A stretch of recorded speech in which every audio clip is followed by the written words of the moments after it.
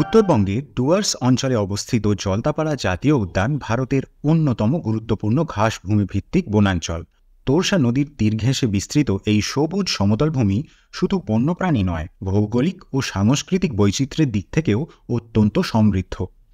এই পর্বে থাকছে জলদাপাড়া সম্পর্কে কিছু ইনফরমেশন, কিছু ইতিহাস আর অনেকটা প্রকৃতি। চলুন শুরু করা যাক।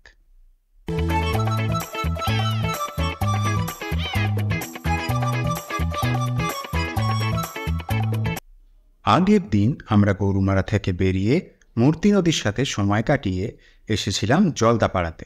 তারপর দেখে এলাম খয়ের বাড়ি টাইগার রেস্কিউ সেন্টার। রাত্রে আমরা ছিলাম ট্যুরিস্ট নেস্ট রিসর্টে।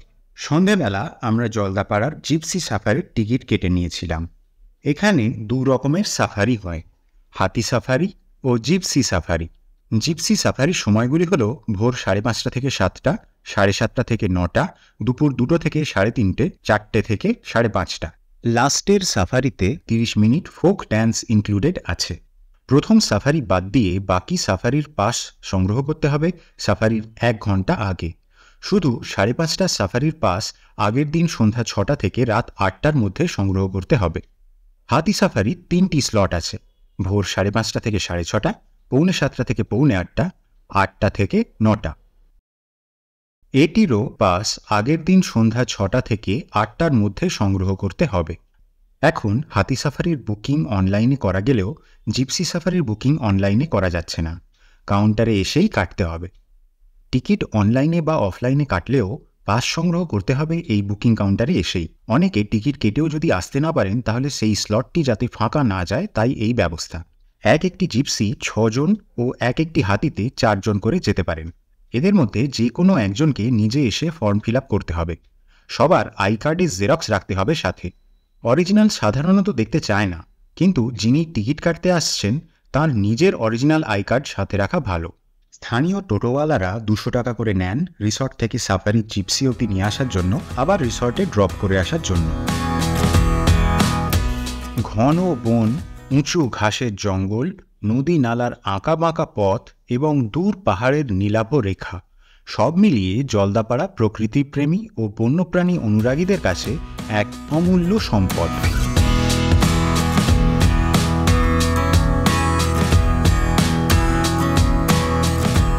জলদাপাড়া ন্যাশনাল পার্ককে বেশ কয়েকটি জোনে ভাগ করা হয়েছে।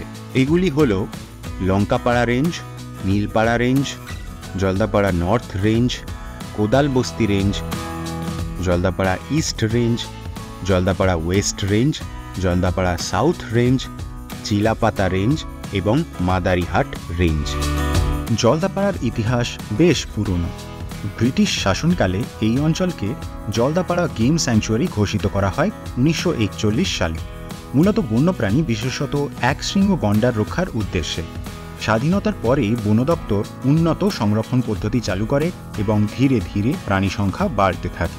একসময় উত্তরবঙ্গের বিভিন্ন অঞ্চলে গন্ডার দেখা গেলেও শিকার, বনধ্বংস ও জনবসতির সম্প্রসারণের ফলে তাদের অস্তিত্ব সংকটে পড়ে। জলদাপাড়ার এই ঘাসভূমি গন্ডারদের বংশবৃদ্ধির উপযোগী হওয়ায় এখানে বিশেষ সংরক্ষণ প্রোগ্রাম নেওয়া হয়।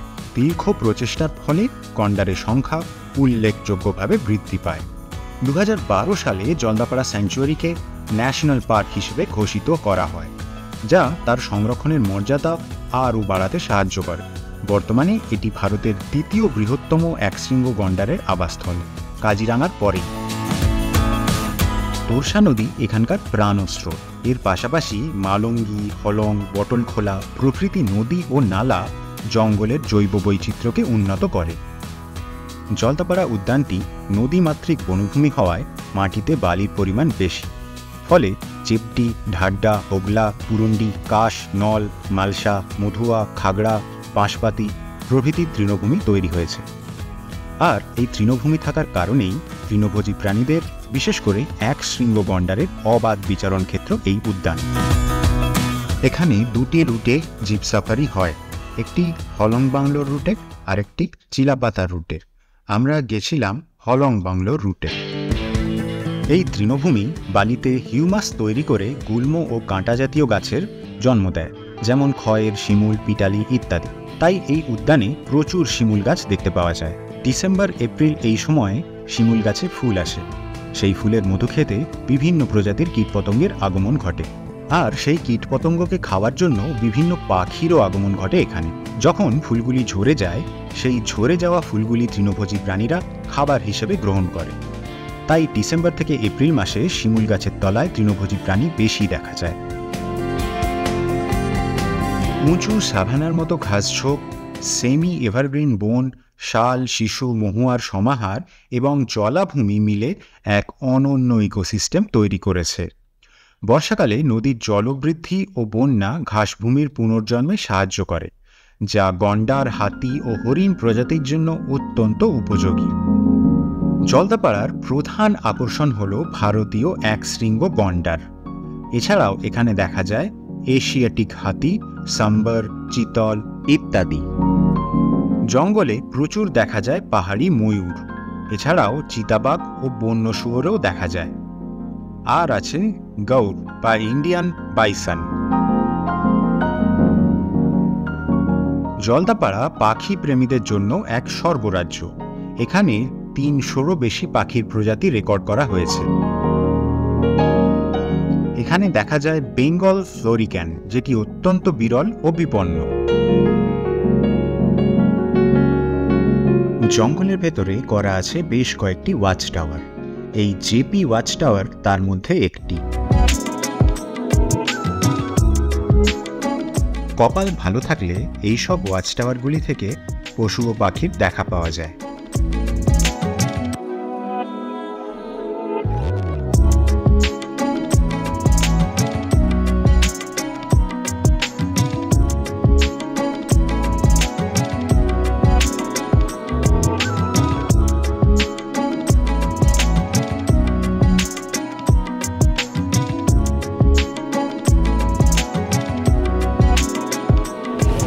জেপি ওয়াচ টাওয়ার দেখে এখন আমরা যাচ্ছি হরিণডাঙ্গা ওয়াচ টাওয়ার দেখতে, আর থার্ড স্পট হচ্ছে হলং বাংলো বা হলং স্পটটা দেখতে যাবো।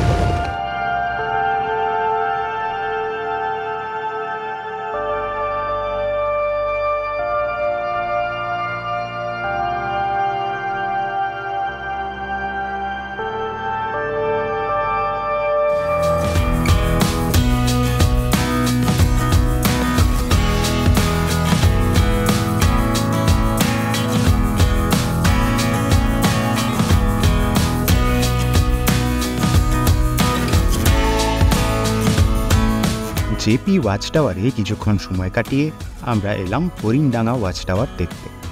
এখানেও কিছু কুনকি হাতি বাঁধা ছিল।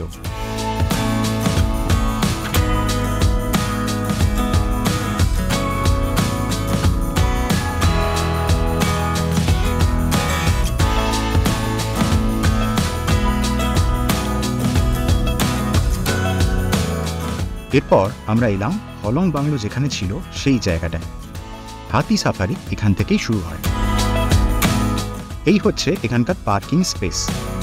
হাতি সাফারির বুকিং থাকলে এই পর্যন্ত প্রাইভেট গাড়ি নিয়ে আসা যায়, আর জিপসি সাফারি থাকলে এন্ট্রি পয়েন্ট থেকেই জিপসিতে করে জঙ্গলে ঢুকতে হবে। 19শে জুন 2024 রাত প্রায় 9:30 নাগাদ হলং বাংলো আগুন লেগে ধ্বংস হয়ে যায়। আগুন এত দ্রুত ছড়ায় যে 3তলা কাঠের বাংলো প্রায় সম্পূর্ণভাবে পুড়ে যায়।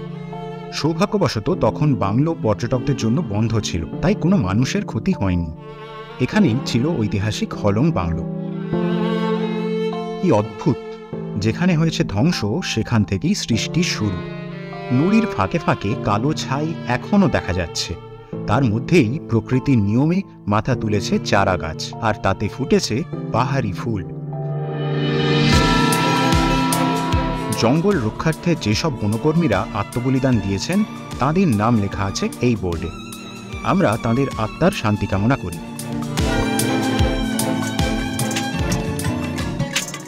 আমাদের বেরোনোর সময় হয়ে এসেছে, আর এখানে দ্বিতীয় স্লটের হাতি সাফারির জন্য হাতিগুলি চলে এসেছে। আচ্ছা, খরচ সম্পর্কে বলে দিই। হাতি সাফারির খরচ জনপ্রতি 1000 টাকা। এক একটি হাতিতে 4 জন করে যেতে পারেন। আর জিপসি সাফারির খরচ প্রতি জিপসিতে 1700 টাকা। এক একটি জিপসিতে সর্বাধিক 6 জন যেতে পারেন। West Bengal state forest development এজেন্সির ওয়েবসাইট থেকে সাফারি বুকিং করা যায়। 16 জুন থেকে 15 সেপ্টেম্বর পর্যন্ত জঙ্গল বন্ধ থাকে।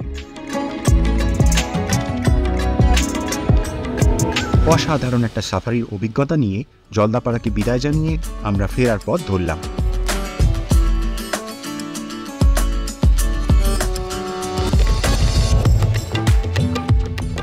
এই পর্ব এখানেই শেষ। পরবর্তী পর্বে আমরা জয়গাঁও সীমান্ত পেরিয়ে ঘুরে দেখব আমাদের প্রতিবেশী দেশ ভুটানের কিছু অংশ।